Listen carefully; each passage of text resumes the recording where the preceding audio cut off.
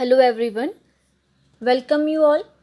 आज की वीडियो में हम डिस्कस करेंगे एक इम्पॉर्टेंट टॉपिक ह्यूमन ब्लड के विषय में। ये टॉपिक काफ़ी इम्पॉर्टेंट है क्योंकि बहुत सारे एग्ज़ाम्स में इस टॉपिक से बहुत से क्वेश्चंस फ्रेम होते हैं। तो शुरू करते हैं आज का अपना ये टॉपिक ह्यूमन ब्लड। ब्लड क्या है? ब्लड एक तरल संयोजी ऊतक है, यानी एक लिक्विड कनेक्टिव टिश्यू है। और एक एडल्ट में जो ब्लड की कुल क्वांटिटी है वो 5 to 6 लीटर होती है। फीमेल्स में मेल्स की कंपैरिजन में हाफ लीटर जो ब्लड है वो कम होता है। रक्त का पीएच 7.3 से 7.4 होता है। ये काफ़ी इम्पोर्टेंट क्वेश्चंस है, कई बार एग्जाम्स में ब्लड के पीएच के बारे में पूछा जाता है। रक्त का जो लाल रंग होता है वो इसमें पाए जाने वाले पदार्थ हीमोग्लोबिन के कारण होता है। एग्जाम्स के पॉइंट ऑफ व्यू से ये क्वेश्चन भी काफ़ी बार बन जाता है कि ब्लड का रेड कलर किस कंटेंट की वजह से होता है, तो इसका राइट जो आंसर होता है वो हीमोग्लोबिन है। अब हम डिस्कस करेंगे components of blood. Components of blood यानी रक्त का संगठन। रक्त का संगठन यानी कि ब्लड क्या क्या चीज़ें कंटेन करता है। ब्लड को जनरली हम 2 पार्ट्स में डिवाइड करते हैं, प्लाज्मा एंड ब्लड सेल्स। जो प्लाज्मा है वो टोटल 55% होता है और ब्लड सेल्स 45% होते हैं। ब्लड सेल्स को यदि हम फर्दर डिवाइड करें तो ये 3 पार्ट्स में डिवाइड होती हैं, आरबीसी, डब्ल्यूबीसी एंड प्लेटलेट्स। हम अब डिटेल में स्टडी करेंगे। प्लाज्मा आप एक डायग्राम की हेल्प से यहाँ पर समझ सकते हैं। एक टेस्ट ट्यूब में प्लाज्मा और आरबीसी डब्ल्यूबीसी को शो कराया गया है। प्लाज्मा जो कि मैंने पहले भी बताया 55% होता है और 45% हमारा जो ब्लड सेल्स होती हैं वो आपको इस डायग्राम में शो हो रही होंगी। हमारा प्लाज्मा 55% और हमारे एरिथ्रोसाइट्स और ल्यूकोसाइट्स, प्लेटलेट्स जिन्हें हम आरबीसी डब्ल्यूबीसी कहते हैं, वो 45% होती हैं। प्लाज्मा को यदि हम फर्दर डिवाइड करें तो प्लाज्मा में हमारे प्रोटीन्स होते हैं, हमारे सॉल्यूट्स होते हैं, वाटर हमारा होता है, जितने न्यूट्रिएंट्स हैं और इलेक्ट्रोलाइट्स हैं ये सभी हमारे प्लाज्मा के अंडर में आते हैं। डब्ल्यूबीसी जिसको हम ल्यूकोसाइट्स भी कहते हैं और एरिथ्रोसाइट जिसे हम आरबीसी भी कहते हैं, ये हमारे जो 45% पार्ट ब्लड का है उसको बनाते हैं। अब हम डिस्कस करेंगे अगले टॉपिक को, डिटेल स्टडी करेंगे प्लाज्मा की। प्लाज्मा ये हमारा ब्लड का 55% पार्ट जो है वो प्लाज्मा का होता है। प्लाज्मा का कलर यदि आपने डायग्राम में नोटिस किया हो तो वो पेल क्रीम कलर्ड का होता है। प्लाज्मा में 90% भाग जल का होता है, 7% प्रोटीन होता है, 0.9% सॉल्ट और 0.1% ग्लूकोज होता है, जो मैंने आपको डायग्राम के हेल्प से ऊपर शो कराया था। प्लाज्मा में 3 प्रकार की प्रोटीन होती है। ये एग्जाम के पॉइंट ऑफ व्यू से काफ़ी इंपॉर्टेंट होता है। Serum globulin, serum albumin, serum fibrinogen. तो ये 3 प्रकार की प्रोटीन हमारे प्लाज्मा में पाई जाती हैं। प्लाज्मा के बारे में डिस्कस करने के बाद अब हम डिस्कस करेंगे फंक्शन ऑफ प्लाज्मा, यानी प्लाज्मा के कार्य क्या हैं। पचा हुआ भोजन और जो हार्मोन्स हमारे शरीर में संवहन होते हैं, जो ट्रांसपोर्ट होते हैं, वो प्लाज्मा के द्वारा ही होते हैं। यहाँ पर स्क्रीन में प्लाज्मा लिखा हुआ है, आप इसे करेक्ट कर लीजिएगा। सही वर्ड प्लाज्मा है। प्लाज्मा इस पचे हुए भोजन और हार्मोन्स को शरीर में ट्रांसपोर्ट करते हैं। साथ ही साथ प्लाज्मा हमारे बॉडी टेम्परेचर को मेंटेन करते हैं, कंट्रोल करते हैं। घाव को भरने का काम प्लाज्मा हमारा करता है। यदि कोई इंजरी हो जाए तो उसको वुंड को जो भरने का काम करता है वो हमारा प्लाज्मा ही करता है। हमने अभी डिस्कस किया प्लाज्मा के बारे में। अब हम ब्लड के दूसरे कंपोनेंट यानी कि ब्लड सेल्स के बारे में डिस्कस करेंगे। मैंने आपको पहले भी बताया कि ब्लड में 3 टाइप्स की सेल्स होती हैं, आरबीसी, डब्ल्यूबीसी एंड प्लेटलेट्स। यहाँ पर मैंने इसको इस तरह से प्रेजेंट किया है कि आरबीसी सबसे ज़्यादा एंड देन प्लेटलेट्स और फिर डब्ल्यूबीसी, यानी कि हमारे रक्त में सबसे अधिक मात्रा में आरबीसी पाया जाता है, उसके बाद प्लेटलेट्स एंड देन डब्ल्यूबीसी। अब हम डिस्कस करेंगे आरबीसी। आरबीसी जिसे हम एरिथ्रोसाइट्स भी कहते हैं। कई बार क्वेश्चन को कॉम्प्लिकेटेड बनाने के लिए क्वेश्चंस एरिथ्रोसाइट के नाम से आ जाता है, तो यहाँ पर आप ध्यान रखिए कि आरबीसी को ही एरिथ्रोसाइट्स कहा जाता है। आरबीसी यानी लाल रक्त कोशिकाएं, इनका निर्माण हमारे बोन मैरो में होता है। ये भी काफ़ी इम्पोर्टेंट क्वेश्चन यहाँ से फ्रेम हो सकता है। आरबीसी की जो मृत्यु होती है वो लीवर और स्प्लीन में होती है, इसीलिए आरबीसी का कब्रिस्तान प्लीहा को यानी स्प्लीन को कहा जाता है। कई एग्जाम्स में ये क्वेश्चन पूछा गया है कि आरबीसी का कब्रिस्तान किसे कहा जाता है, तो ये स्प्लीन को कहा जाता है। एक और इम्पॉर्टेंट जो टॉपिक है उसमें है कि जो आरबीसी है उसमें केंद्रक नहीं होता, यानी कि ये नॉन न्यूक्लिएटेड है। अगला जो आरबीसी का लाइफ स्पैन है यानी जीवन काल, वो 120 डेज़ का है। ये सभी पॉइंट्स काफ़ी इम्पॉर्टेंट हैं क्योंकि इनसे क्वेश्चन फ्रेम होने की संभावना अक्सर बनी रहती है। जैसे मैंने पहले भी बताया कि रक्त में सबसे अधिक पाई जाने वाली जो कोशिका है वो हमारी आरबीसी ही है। आप डायग्राम में देख सकते हैं कि ये वृत्ताकार यानी सर्कुलर या डिस्क शेप्ड की होती हैं और इसमें जो मुख्य तत्व होता है वो लौह होता है। अब हम डिस्कस करेंगे फंक्शंस ऑफ आरबीसी यानी आरबीसी के कार्य।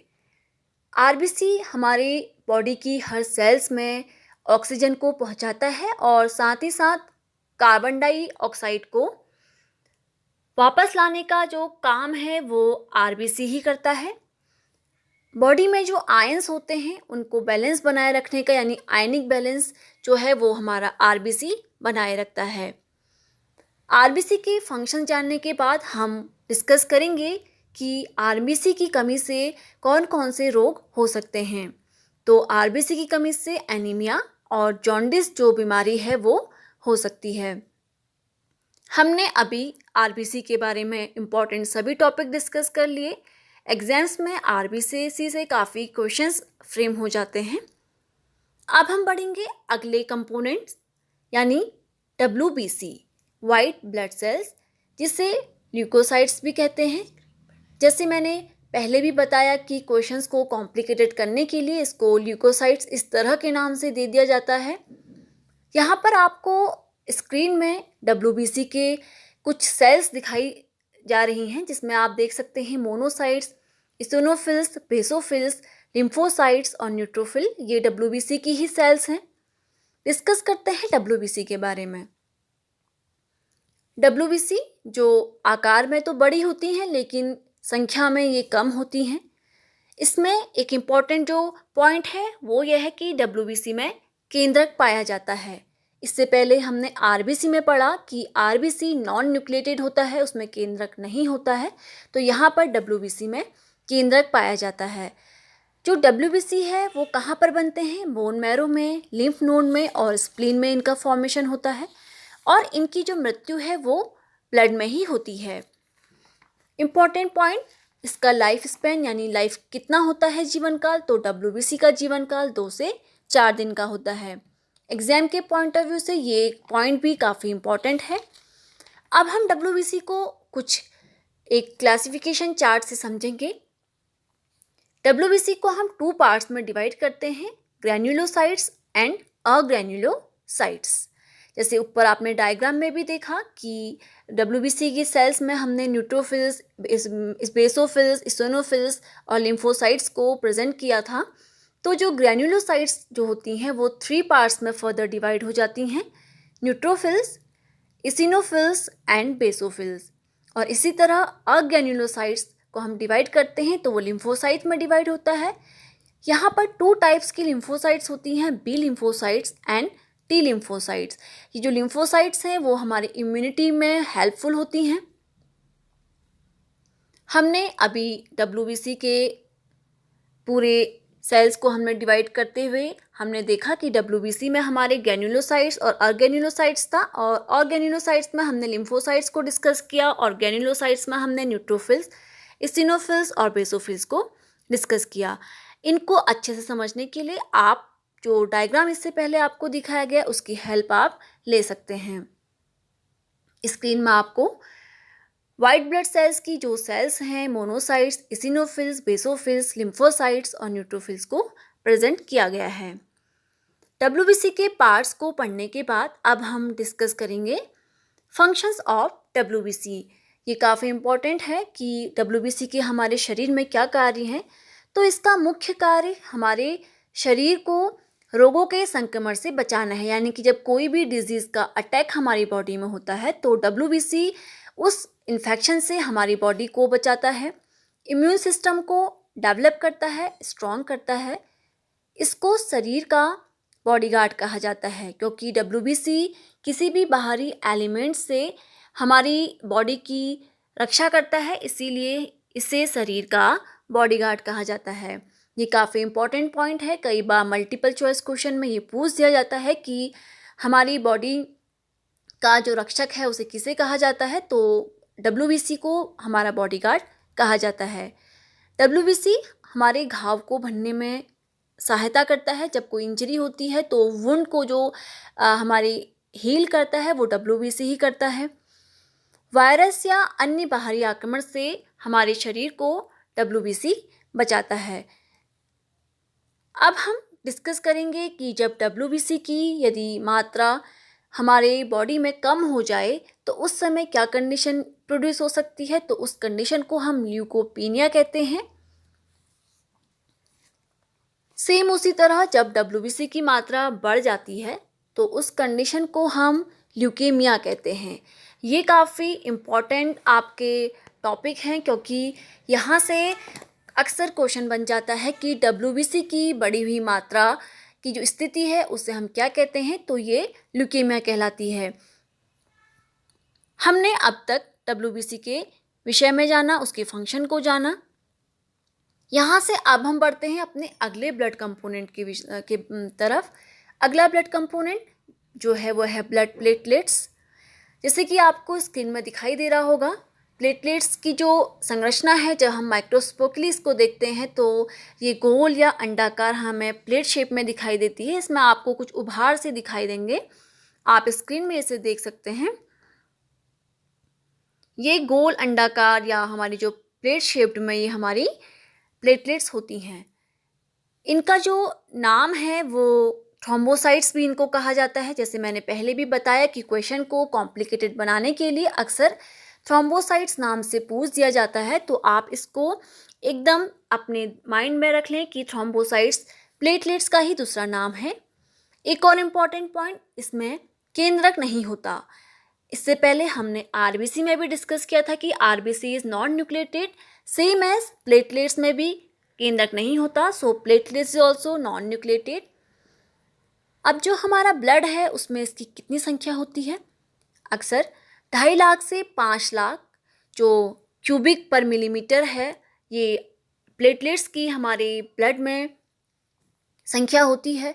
कभी कभी आप डेंगू और मलेरिया की सिचुएशन में देख सकते हैं कि हमारी बॉडी में प्लेटलेट्स का जो काउंट होता है वो घट जाता है।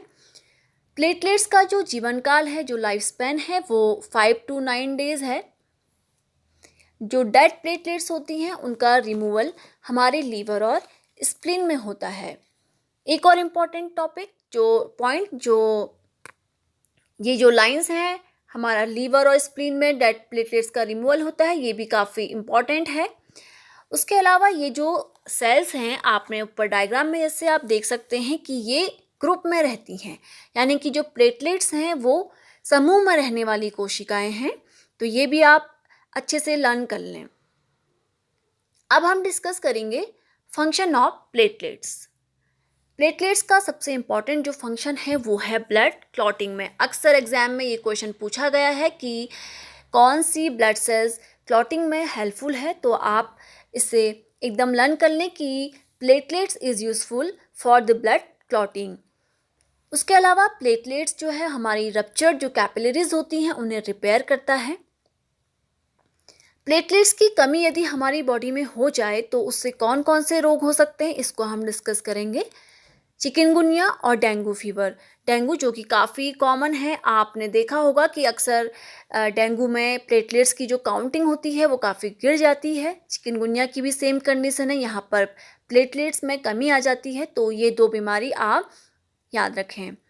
अभी हमने ब्लड के कंपोनेंट्स के बारे में पढ़ा, plasma and blood cells, RBC, WBC and platelets. अब हम डिस्कस करेंगे फंक्शन ऑफ ब्लड। क्योंकि हम ब्लड को पढ़ रहे हैं तो ये काफ़ी इम्पॉर्टेंट है कि आपको रक्त के कार्य अच्छे से मालूम हो।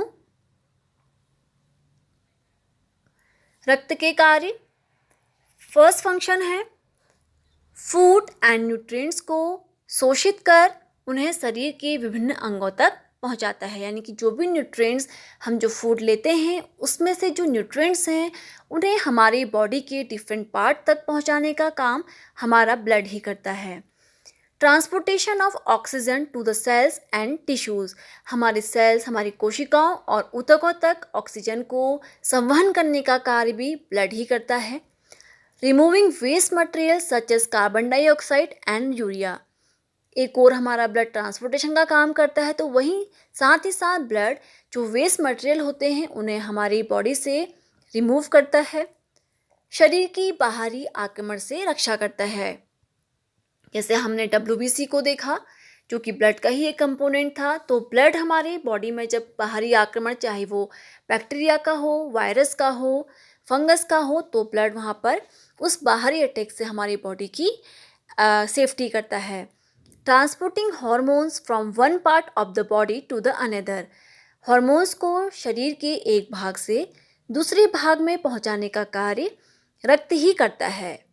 एक और important function of blood, it is pH level व तापमान यानी टेम्परेचर को रेगुलेट करने का काम हमारा ब्लड ही करता है।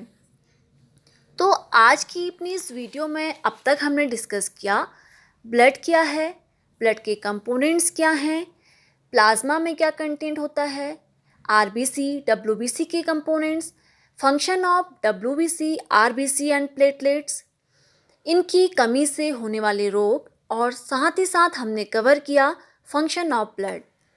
आई होप आप सभी इस वीडियो को अच्छे से देख लें। इस वीडियो में दिए हुए सारे ही टॉपिक एक्सप्लेनेशन के साथ आपको बताए गए हैं। आप इन्हें अच्छे से तैयार कर लें। And thanks for watching.